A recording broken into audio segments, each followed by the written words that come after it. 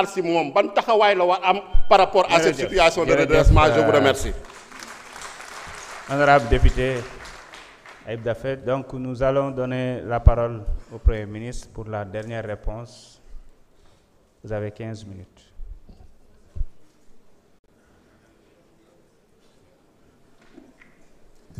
Merci beaucoup, Monsieur le Président de l'Assemblée nationale. Balaa may aborder la question de l'honorable Ayib Daffé, je vais compléter ma réponse à l'honorable député de M. Abdou Karim Sall. Toujours dans le registre des contre-vérités. Vous dites que les bailleurs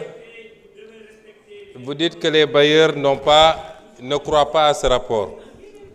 C'est une contre-vérité. Et je peux vous dire que hier après-midi, le ministre des Finances, ici présent, a... Monsieur le Président, vous voulez bloquer mon chrono? Excusez-moi.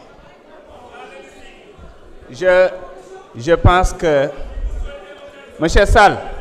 vous n'allez pas sortir, vous allez écouter jusqu'à la fin.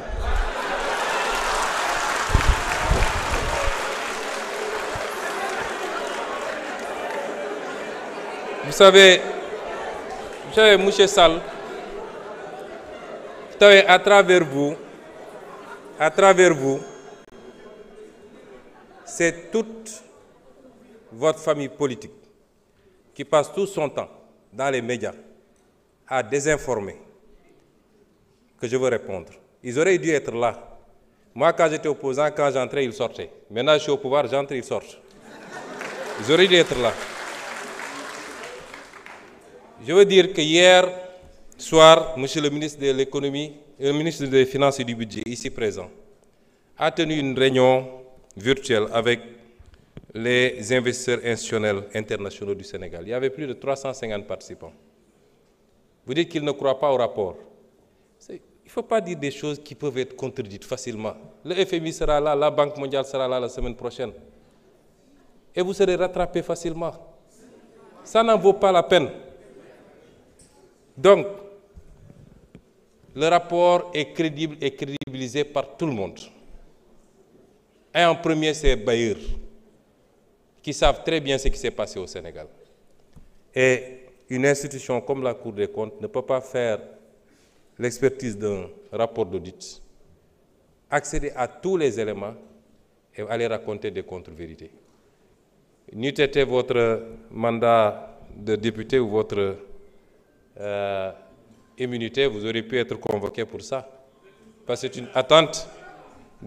contre les... Oui, si vous voulez, vous considérez ça comme une menace. Parce que vous devez être menacé. L'APR et tous ceux qui sont avec, vous devez être menacés. On vous a laissé trop de liberté. Je voudrais dire également que, par rapport à la question de l'honorable député Ayib Daffé, je voudrais d'abord féliciter l'Inspection générale des finances pour le travail qui a été fait sous la supervision du ministre des Finances. Je rappelle que c'est une obligation communautaire et interne, lorsqu'un nouveau régime arrive, de faire ce travail. Je voudrais me réjouir également de la qualité du rapport de la Cour des comptes. Ça a été lent, mais ça en valait la peine. Je voudrais ici m'incliner et rendre hommage à tous les patriotes de ce pays. Je voudrais leur rendre hommage. Qui se sont battus pour qu'on en arrive à ça. Ce n'est pas gratuit. Je veux leur rendre un hommage et leur dire qu'ils doivent être fiers de ce qu'ils ont accompli. Patriotes yépp laa wax nag ñi ne woon ci réseau yi ñi ne woon ci mbedd mi ñi ne woon ñi doon génne seen poste li taxoon ñuy xeex amoon yaqin ni réew mi ci guuta lañ ko dugal loolu la ñu gis tey moo tax war nañu am fierté. C'est ça le patriotisme, c'est ça aimer son pays. Et c'est exactement le contraire de ce que vous êtes et ce que vous avez fait pendant ces 12 ans. Je voudrais rappeler que nous sommes toujours en harmonie avec nous-mêmes. lii xew bettuñu peut-être ampleur bi la ñu xalaatul woon 2018 en pré-campagne à Paris waxoon naa Sénégalais yi ni réew mi fi ñu toll ak ni ñuy endetté réew mi même 2024 bu ñu juumee ba jox Macky Sall beneen mandat même 2024 ki fiy toog boo moytul juróomi at yëpp fay bor la koy def 2018 laa ko waxoon. fii Assemblée nationale ñaata yoon laa fi taxaw Amadou Ba ministre des Finances Abdoulaye Daouda Diallo may leen tous vos chiffres sont faux wax leen Sénégalais yi dëgg ñaata yoon lañ ko wax fii tey lan moo feeñ kon lii bettuñu te dañoo def 2019 mars 2024 mais suñu remonté woon ba ci gannaaw ba mu gën a sori ñu gis ni yàgg na loolu nag lu tuuti la woon ci liñ doon alerter Sénégalais yi yéen bëgg ngeen ñu gaaw dépasser étape bi ñu suul ko bu ci kenn waxati déet dañ ci wax lan moo andi lii mooy état buy dund lu ëpp mën-mënam mooy état bu yàkkamti état boo xam ne obsession am yépp mooy prochain mandat loolu laa bëgg sénégalais ñu dindi ko fi sama déclaration politique générale bi ma def fii dama leen annoncé woon 7 ruptures bokk na ci la seconde rupture celle du passage d'une logique d'urgence et de saupoudrage à court terme à une logique de vision et de planification à long terme réew kenn du ko tabax ci ñetti at kenn du ko tabax ci 1 an kenn du ko tabax ci 5 ans li am solo mooy jamono joo nekk rek acte yi ñuy posé est-ce que bokk mi ngi jëm ci direction bi tabax structurellement un pays ba dara dootu ko yëngal loolu nag la opposition bi bëgg a génne ci bopp Sénégalais yi su ñuy wax ay dund bi dafa cher ak sax yéen a seeral dund bi yéen a seeral dund bi ñun seeraluñu ko de ñun li ñuy def bu ñu ko defee d'ici quelque at dinañu xam ndax dund gi cher na am léet mais le message qu'on veut lancer aux populations mooy laaj leen des résultats tout de suite ce que vous n'avez pas été capable de faire en 12 ans et vous dites aux populations en 10 mois réclamez des résultats réclamer une santé parfaite un secteur de la santé parfait un secteur de l'éducation parfait de l'enseignement supérieur parfait dund gi nañ ko wàññi léeg-léeg et c'est pourquoi je lance un appel aux populations yéen a ne woon jiit yu jub ngeen bëgg jiit yu bëgg réew mi jiit yu am gis-gis am nañ ko fi mu toll nii ba mu mat sëkk ndax luubal ak randal jeex na ci réew mi te loolu mooy le premier acte d'une gouvernance bu war a yóbbu réew fu baax réew mu la gën a sellal setal loolu moo la gën a mën a dem fu baax loolu jeex na ci réew mi ñaareel bi li ñu def ci 10 mois yi kenn mësu koo def personne ci wàllu delloo réew mi ci fondamentaux yi càmbar alalu réew mi réduire train de vie de l'État ci wàllu affirmer suñu souveraineté ci suñu koom-koom ci suñu ressources naturelles ci suñu sécurité suñu kaaraange kenn mësu koo def le bilan qu'on a fait en 10 mois aucun régime ne l'a fait en 10 mois on dit 10 mois zéro réalisation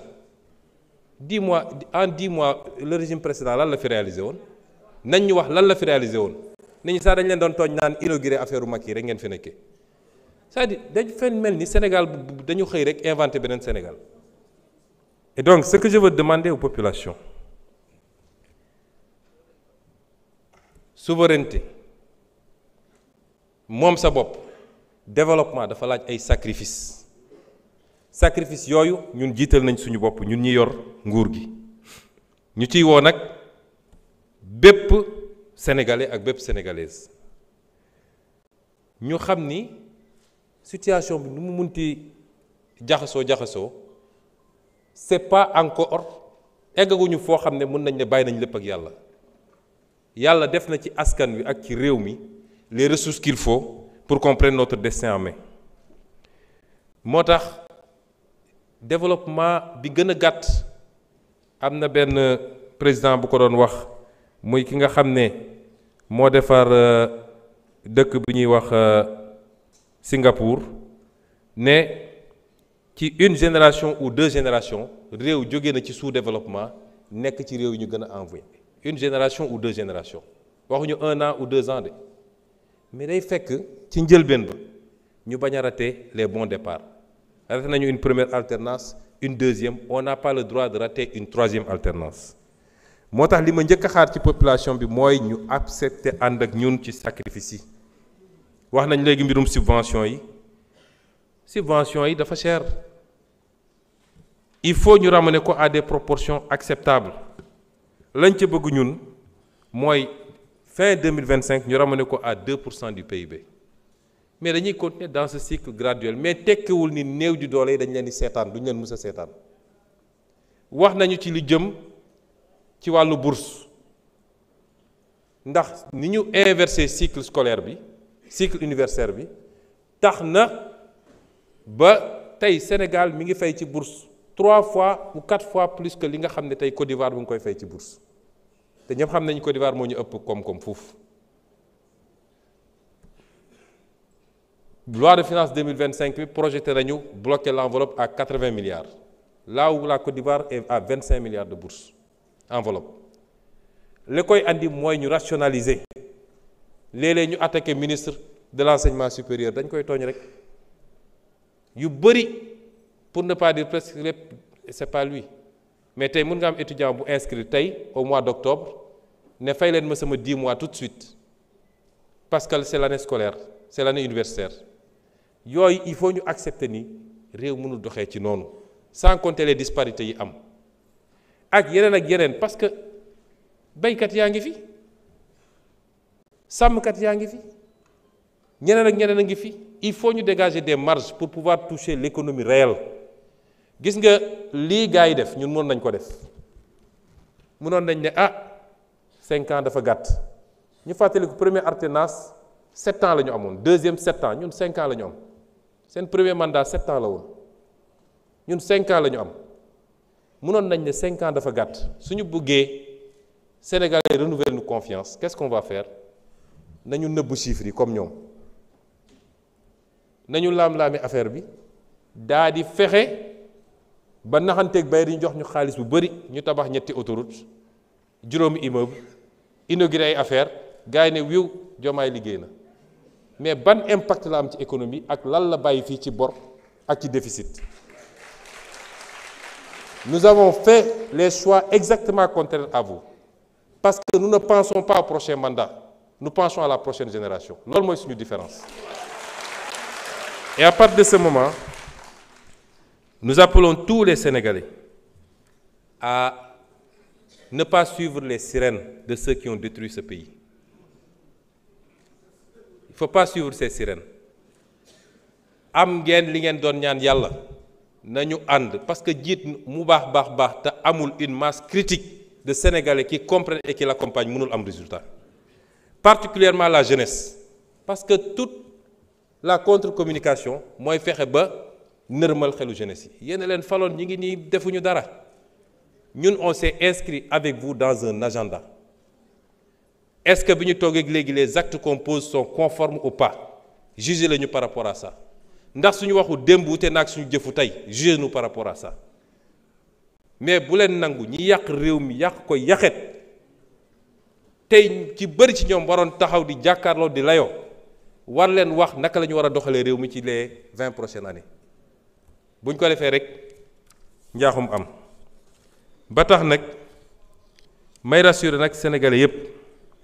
parce que nous avons des choix à faire ce que nous avons fait yàlla dafa bëgg Sénégal en 2024 parce que ñii bu ñu toogoon dañuy xëy rek ñu ne Sénégal banqueroute na comme li xewoon Grèce li xewoon Argentine insolvabilité dette bi c'est pas soutenable viabilité jeex na ñu nekk ci situation boo xam ne foofu la ñuy imposer nag ajustement mais ñun li ñu def nii démb monsieur le ministre bi mu paree réunion avec les bailleurs qu'est-ce qu'ils ont dit même les obligations du Sénégal remonté na démb demal nga vérifier ko pourquoi mu remonté parce que les gens ont salué l'exercice de vérité. Ben. Et deuxièmement, ils ont apprécié les mesures que nous sommes en train de prendre. Te ñun duñu xaar ku ñu wax lu ñu def. Man première fois me recevoir FMI laa leen ne vous n'aurez plus à nous dire ce qu'on doit faire parce qu'un pays qui se respecte n'attend pas qu'on lui dise ce qu'il doit faire. Ñun ñooy def suñuy réforme, ñun ñooy jël suñu responsabilité. Et c'est pourquoi je voudrais dire aux Sénégalais que nous avons un choix à faire. Et ce choix, il est très simple. Soit rompre avec la roublardise, la facilité, les raccourcis, pour définitivement emprunter la voie de la vertu, de la rigueur, de la transparence dans la gestion des affaires publiques et se propulser irréversiblement vers le développement. Ou bien perpétuer les mêmes artifices basés sur le faux, le saupoudrage et le mensonge d'État pour sombrer éternellement dans les abysses préjudiciables du sous-développement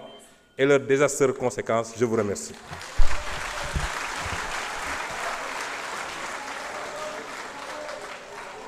jërëjëf njiitu jawri